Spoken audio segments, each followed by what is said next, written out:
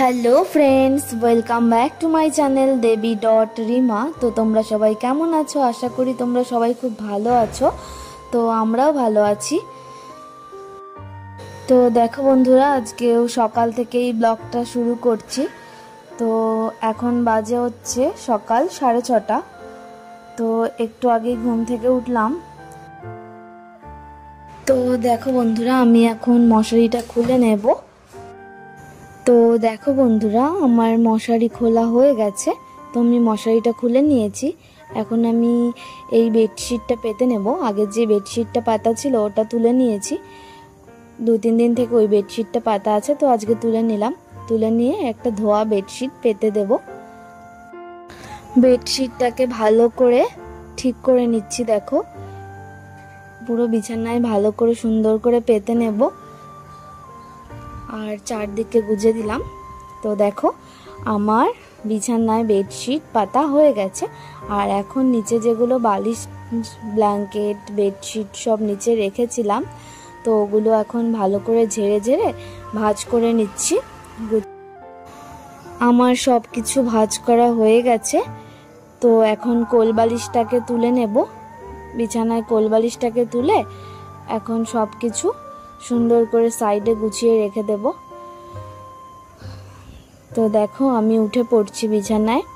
তো আমি বিছানায় উঠে পড়ে এখন নিচে মশারিটা রাখলাম।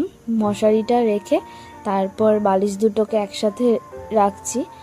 আর দেখো, এই যে এই বেডশিটগুলো যে আছে ভাঁজ করা, তো এই বেডশিটগুলো দিয়ে আমি মশারির ওপরে রেখে দেব। দেখতে ভালো লাগবে, আর মশারি দেখা গেলে তো ভালো লাগে না দেখতে। তো দেখো, আমার সব কিছু গুছিয়ে রাখা হয়ে গেছে। এভাবেই গুছিয়ে রাখলাম।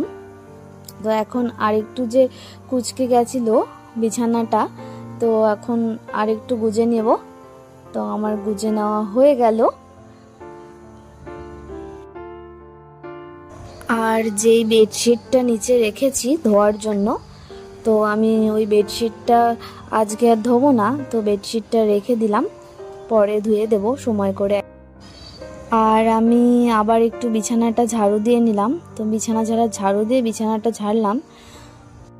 তো বন্ধুরা, আবার দেখা হচ্ছে।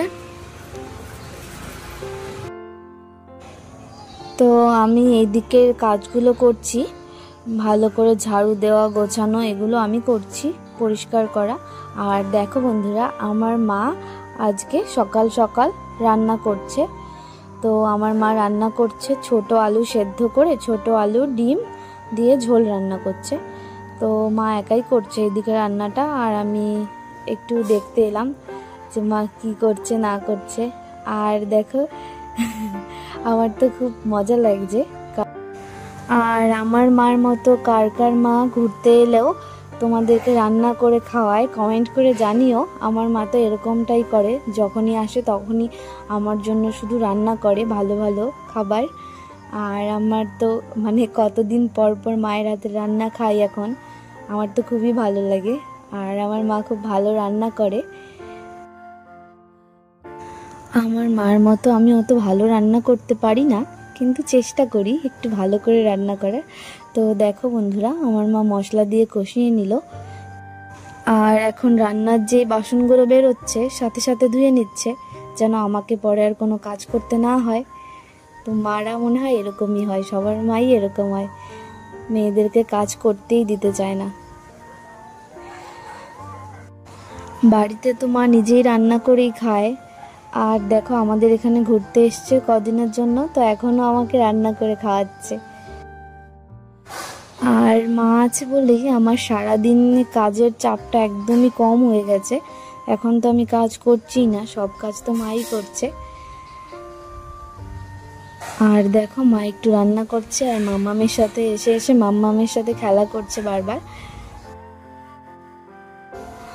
আর আমি সোফাটার কভারটা চেঞ্জ করে নেব। এই লাল রঙের কভারটা উঠিয়ে একটা সাদা কভার পেতে দেব আজকে সোফাতে। অনেক দিন থেকে এই কভারটা পাতা আছে, তো আজকে ভাবলাম চেঞ্জ করে নিই। চেঞ্জ করে এটাকে কেচে দেব। মাঝে মধ্যে দেখবে চেঞ্জ করলে মনটাও ভালো লাগে। আমার তো খুব ভালো লাগে, ঘর পরিষ্কার করলে, গোছালে, তারপর ধোয়া জিনিস পাতলে আমার খুব ভালো লাগে। তো দেখো বন্ধুরা, আমি লাল রঙের যে সোফা কভারটা ছিল ওটাকে তুলে নিয়েছি, আর এখন এই সাদা রঙেরটা পেতে দিচ্ছি। এটাতেও লাল আছে দেখো, কিন্তু এটা এখন পেতে নেব সুন্দর করে। আমি সোফা কভারটা পেতে নিই, আর তোমরা আমার চ্যানেলটিকে সাবস্ক্রাইব করে দাও। আর যদি আমার ভিডিওটা ভালো লাগে তো লাইক, কমেন্ট অ্যান্ড শেয়ার করো। আর যদি আমার ভিডিও তোমরা নতুন দেখে থাকো তাহলে আমার চ্যানেলটিকে সাবস্ক্রাইব করে দিও, তাহলে আমার দেওয়া ভিডিওগুলো তোমাদের কাছে সবার আগে পৌঁছে যাবে নোটিফিকেশন পেতে। আর চ্যানেলটিকে সাবস্ক্রাইব করে নিও। আর তোমরা যখন আমার ভিডিওটা দেখছো তো একটা করে লাইক দিয়ে দাও প্লিজ। তোমাদের একটা লাইক, একটা কমেন্ট আমাদের কতটা উৎসাহিত করে, মানে কি বলবো আর, মানে এত কষ্ট করে আমরা ভিডিও করি, তো তোমরা একটা লাইক কমেন্ট দিলে আমাদের মনটা খুব খুশি হয়ে যায়, আর কিছু চাই না।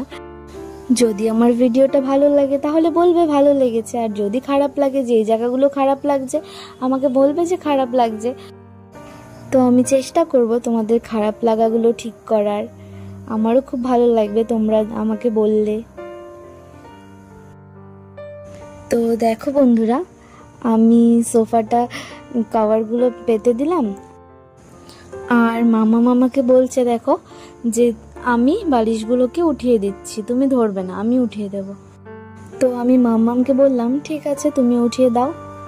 তারপর দেখো মাম্মাম ঢং করে করে ওঠাচ্ছে। তো আমার মাম্মা আমাকে অনেক কাজ করে দেয় সারাদিন, যেটা কাজ ওর করতে মন চায় আমাকে বলে। আমি যদি কোনো কাজ করতে থাকি তো বলে মাম্মা আমি করে দেব।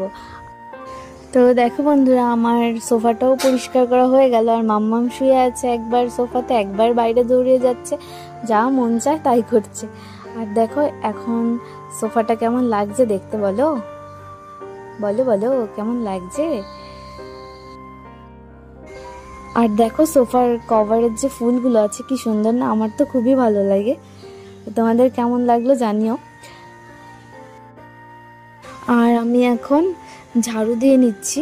দেখো সকালে মা ঝাড়ু দিয়েছিল, তবুও আমি বিছানা ঝাড়ার পর দেখছি একটু নোংরা বেরিয়েছে, তো আমি ভাবলাম যে পাড়া দিতে পারছি না, মানে পায়ে নোংরাগুলো লাগছে, তো আমি আবার একটু ঝেড়ে নিই। আর দেখো আমার মা আমার জন্য আলু কষা তুলে রেখেছে, আমার খুব ফেভারিট যে আলু কষা, আমার খুব ভালো লাগে ঝাল ঝাল। আর দেখো ডিমের ঝোলটার কালার কেমন এসেছে বলো। মাম্মা তোমার চুল কে কেটে দিয়েছে, দেখো চুল দেখাও, এদিকে করো এদিকে করো, চুল কে কেটে দিয়েছে? কে? আমি কে? হ্যাঁ তাই? কে বলছে?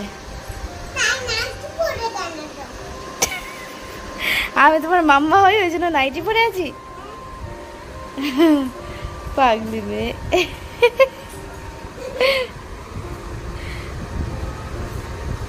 কেমন তোমার পছন্দ হয়েছে চুল কাটা?